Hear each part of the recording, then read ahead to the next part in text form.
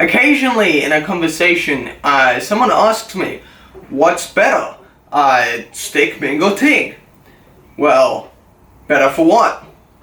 But another question I get asked all the time is, what welder should I get first?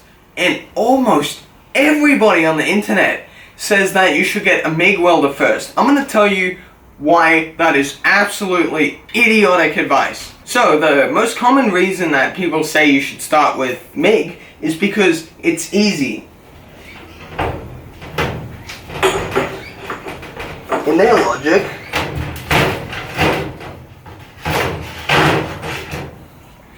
logic, all you do is pick up one of these guns and then you can just and hot glue anything together. Anyone who says that obviously has never actually learned how to MIG weld.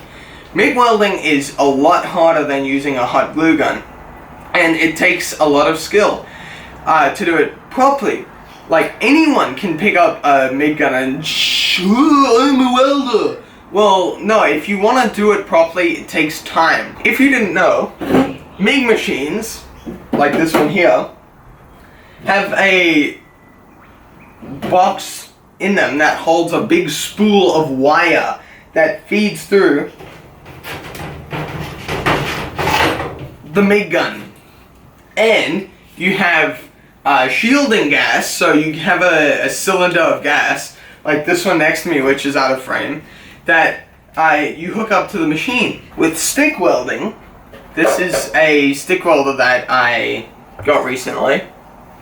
You have these electrodes that it's a steel core usually with a flux sheath surrounding it, and when you strike an arc with this electrode, the metal melts and the flux burns, which produces smoke and slag, which both shield the weld from atmospheric contaminants. With stick welding, instead of having a gun like I showed you, you just have what's called a stinger, which holds an electrode and passes current through it. So I can just stick weld anything like that. The reason why I say MIG is so complicated is because you have so many things you need to control. The type of gas you use, the regulator, the different hoses you use, the spool of wire, the liner in the gun,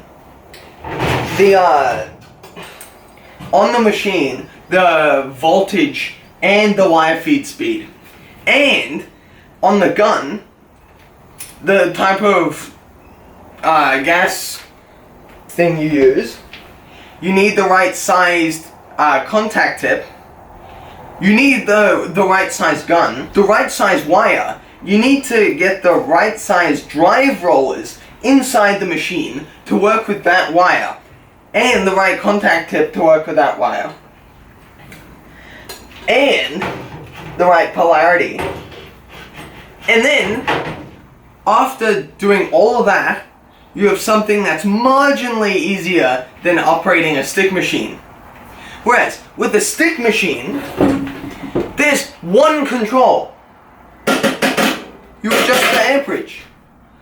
Okay? And you set it remotely close. You pick up a stinger, get a stick electrode that you can find anywhere, screw it in, boom, you're welding. Okay? Another thing, MIG machines are so heavy. I have this little inverter stick welder behind me there. It's tiny, and I can carry that around anywhere. I've taken it to people's houses and done some mobile welding work. Whereas you have to carry around this gigantic machine, and not to mention the cylinders that you have to take with you. Like, buying gas in big bottles is so much cheaper than buying it in small bottles.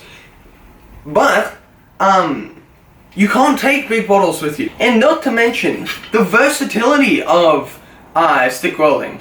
Like, why, people ask me all the time, like, why is stick welding even used anymore? Yes, it's used to weld together pipe, because it's not a fussy welding process. You can weld through rust, paint, you can hard face things, you can weld cast iron. There's just so many things that you can do with a simple stick electrode. And welding things like cast iron, I can buy 5 electrodes, a nickel alloy that you use to weld cast iron, for like $10. Whereas if I want to weld cast iron with this MIG welder, I have to buy like a $400 tiny spool of wire that I'm only gonna use like a third of. Yeah, so it's so much more expensive and so much more wasteful to run MIG. Yes, it might be marginally easier to learn how to MIG weld than it is to learn how to stick weld. But if you're talking about doing it properly, stick welding is a lot easier, because MIG welding, anyone can lay down a bead, but you get into bad habits. I also forgot to mention, if you also want to TIG weld, that means you need another type of gas. So now you have 2 kinds of gas if you want to TIG and MIG weld. Not to mention, if you want a cylinder of helium, if you want CO2, look how many different gases you have to get. And it's expensive. This not very big bottle of argon that's off screen for TIG welding cost me over $500 to buy and get filled. Stick welding has great penetration. It burns deep into the material. And a lot of people will be like, well, that means you can't weld sheet metal. Of course you can. You can get some 16th inch or 1.1 I think millimeters electrodes, either 6013 or 6011, and you can weld sheet metal. What MIG is for production settings where people just weld all day, non-stop, because it's faster than stick welding, except it's so much less versatile. Where MIG machines really shine is dual shield welding, which is one of the fastest welding processes in terms of deposition rate. But that's used on things like giant bridges and ships and stuff. You don't need that level of complexity. All you need is a simple stick welding electrode. And also, how do you know if this is going to be the hobby you're going to stick with? Get it? I didn't actually realize that. I just did now. MIG machines are apples to apples about twice the price of stick machines. This is a 200 amp MIG machine. It retails for about $1,600. Whereas this is a 225 amp stick welder, and it cost me $150. So, if you want to start welding, go on Craigslist or Gumtree. This is Australia. Pick up one of these Lincoln Electric, I think they're called AC 225s, and just start welding.